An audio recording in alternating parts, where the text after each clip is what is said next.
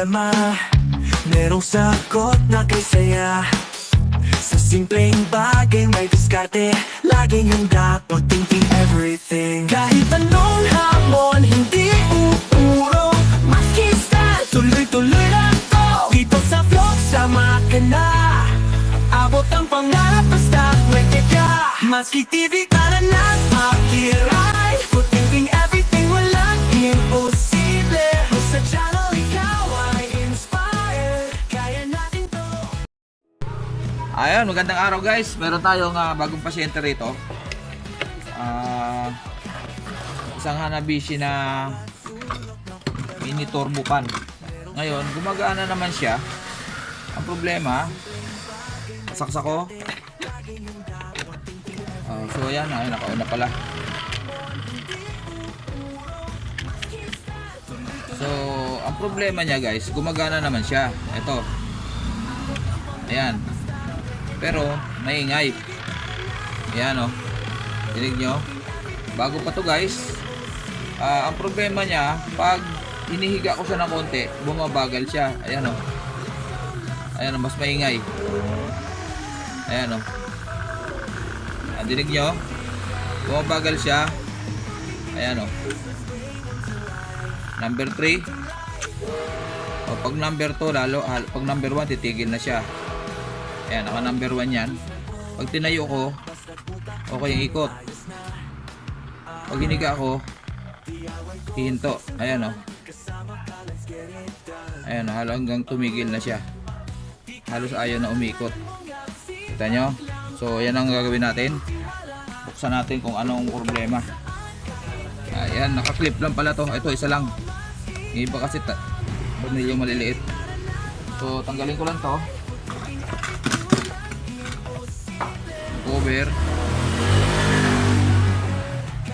Isang Hanabishi na mini turbo. Ayan. Ayan. So dito ko na lang tanggalin. Ito yung pinakambusing niya.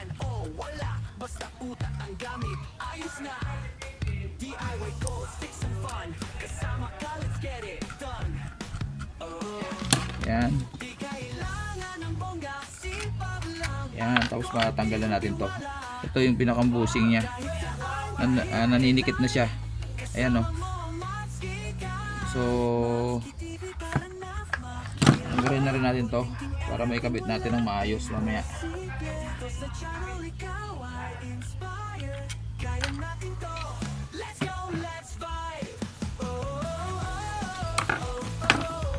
Yan. So to dalawang screw. So tingin ko wala nang problema sa motor. Dito lang yan sa bushing. Ito baka sana walang alog. Okay pa naman. Ito wala rin. May gumawa na nito guys kasi electrical tape na yung nakabalot sa rewind na yan hindi yan ang original niyan. So, tingnan natin dito. Dito tayo magpo-focus. So, ito guys.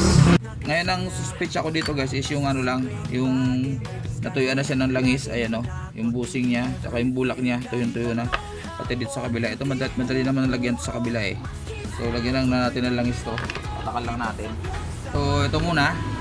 Kasi wala namang alog. So, malamang natuyuan na lang langis kaya maingay. Ito yung pinakambusing, kita ba? Sorry guys, ayan, nakayuko na naman yung camera ko. Ayan, sumisip-sip po. Ayan, papasukin lang natin yung langis. Tapos, trinay ko to kanina, wala namang alog. Ayan, wala namang alog. Ayan, ikot lang. Okay, so lalangasan ko din yung kabila. Siyempre, yun sa loob.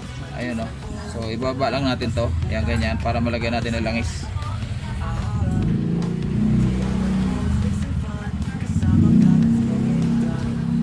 Pag nasira kasi to, itong ganitong klaseng bushing, kasama yung housing buo, bibili mo to isang ganito. Hindi naman to nawapalitan basta-basta.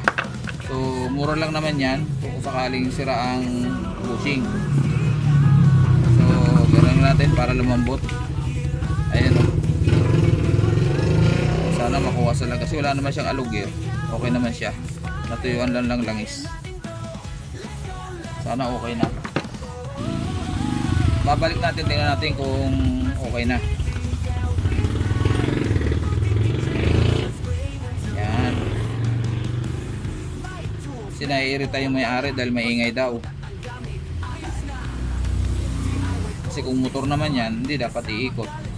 Malakas naman ang ikot. Yan. Yan, okay na. Ayan, freewheeling naman siya, wala namang alog. Ayan. Yan natin na langis para madulas. Ayun. Yan, maalwan naman, no. So, balik na natin, guys. Natin pagpihit.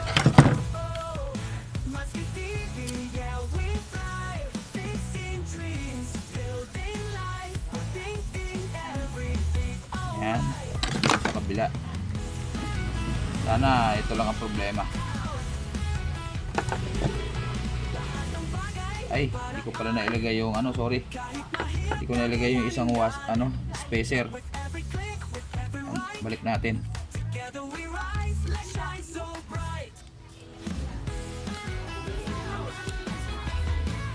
Yan. Dito, sana wala na. Sana wala nang problema. Kasi okay naman yung motor niya eh. Mahingay lang siguro dahil nga natuyuan ng langis. Yan.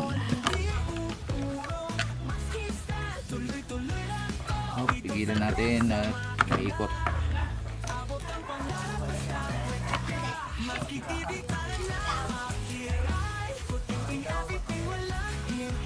Ayun. Okay na. Okay natin yung konti. So pwede natin i-testing dito sa labas lang. So wala na ingay. Kahit ganyan ko, hindi siya hinto. Kanina kasi pag tinagilid ko, hinto siya. Saka may ingay, ngayon wala na. So balik na natin dito. Ayan. Ayan.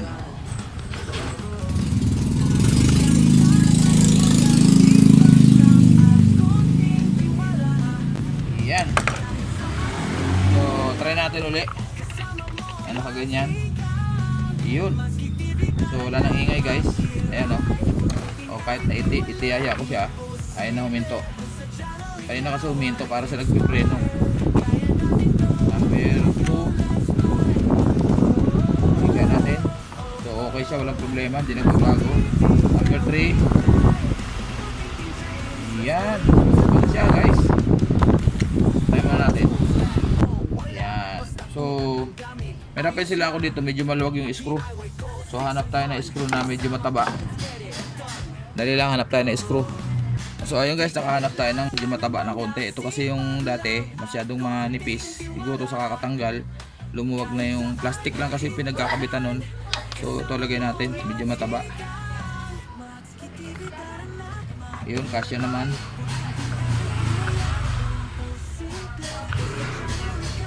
Yun. Yun, saka to, tanggalin natin to. Palitan natin na medyo mataba. Yun. Nipis eh oh.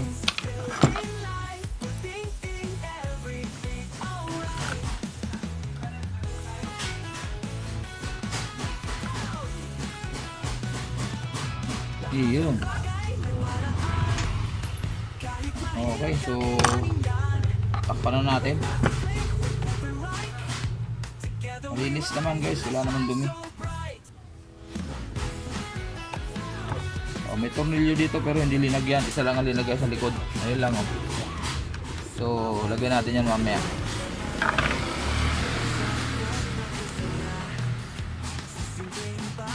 Para dalawa yung naka-tornilyo. Dito sa taas wala eh oh. Wala akong natanggal.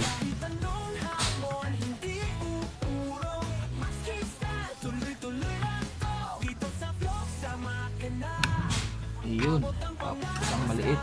Pwede na to.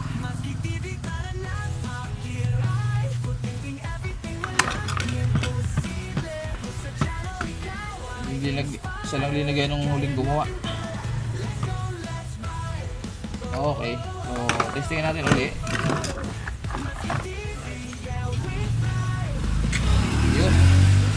Ay, wala na ingay guys. Oh. Ang ingay niya yung hangin lang. Okay na si number 1. Ay, number 1. So ayan. Okay na, wala na lumalagatok. Tapos pag hiniga natin, hindi na siya nagbabago ng ikot. Ayan o. So number 2. Ayan, malakas guys. O, kahit nakahiga, hindi nagbabago. Number 3. Ayun. Okay. So ayan, maraming salamat guys. Simple na ano lang naman. Simple lang naman yung problema. Wala nang problema yung motor. So yun lang ang naging ano niya. Natuyuan na langis. Buti na agapan. Kasi pag pumutok ang fuse niya, mahirap magpaklas. Andun yung kanina yung nakabalot sa electrical tape. Yun yung pinakamotor niya. May fuse yan doon sa loob. Mahirap mag-repair. So ayan, maraming salamat. God bless po sa ating lahat. Salamat sa mga nakasuporta, nakasubaybay sa akin. At sa mga bago, please like, share, and subscribe. At pakihit na rin ang notification bell sa taas para updated kayo sa mga pagpuputinting ni Mats TV. Bye bye!